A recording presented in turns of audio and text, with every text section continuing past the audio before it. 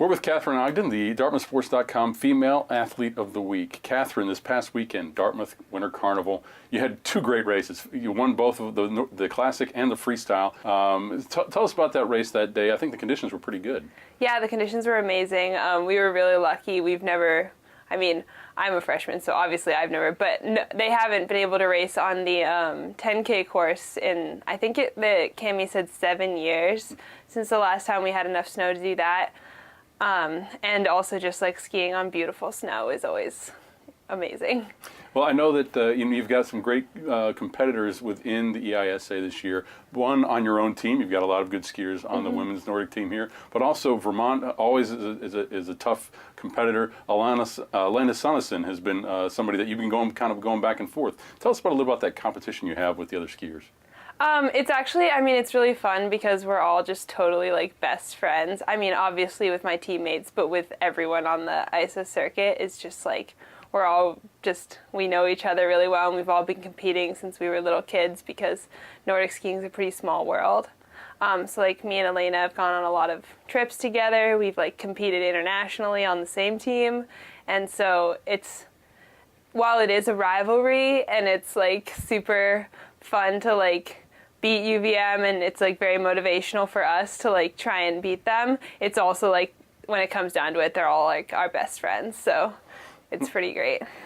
You've got a couple more weekends of carnivals coming up, and then it's off to NCAAs in Steamboat Springs, Colorado. Looking forward to that first NCAA competition? Yes, very much so. I've never been to Steamboat, so it'll be really cool to be there. And I really love skiing at altitude. So I'm excited for that aspect of it. Having some hard courses at a high altitude is definitely something that'll like play into my wheelhouse. So I'm excited for that. All right. Well, congratulations on your performance this past weekend, and good luck going forward. Thank you. We're now joined by the DartmouthSports.com Male Athlete of the Week, Will Graber of the men's hockey team. Will, a 6-point weekend for you, 5 on Friday night at RPI. Congratulations. Thank you. Big night, obviously, that RPI game.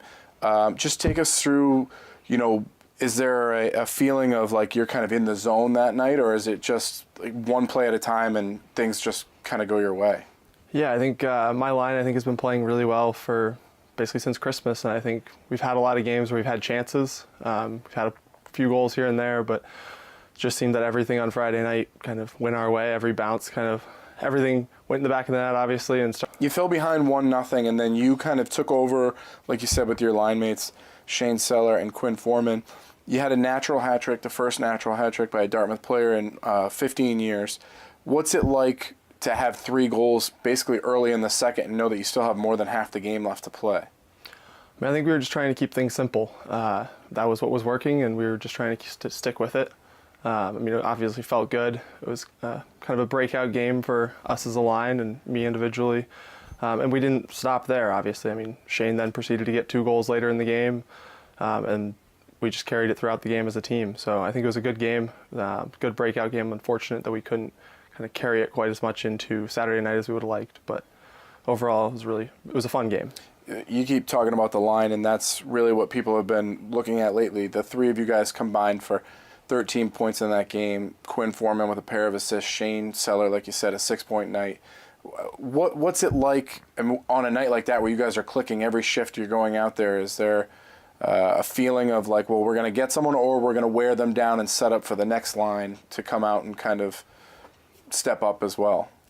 I think we just treated it like any other game, which was go in, try and control every shift that we have. And then when we started getting chances, obviously bearing those, but after the first, I think we had the 2 goals after the first and we felt good. I think it was just an attitude of don't change anything, keep trying to create turnovers, keep trying to be hard on the RPI defensemen, create those turnovers and make quick plays. I think we did a good job of that, and as a team, we did a good job of that on Friday night. What do you have to do this week in practice to keep that going against a very good Clarkson team, and then again, senior night on Saturday against St. Lawrence?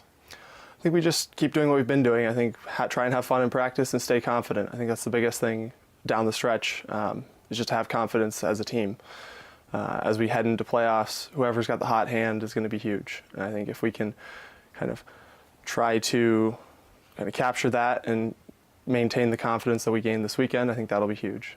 Will Graber, your DartmouthSports.com Male Athlete of the Week, thank you for joining us. Thanks for having me.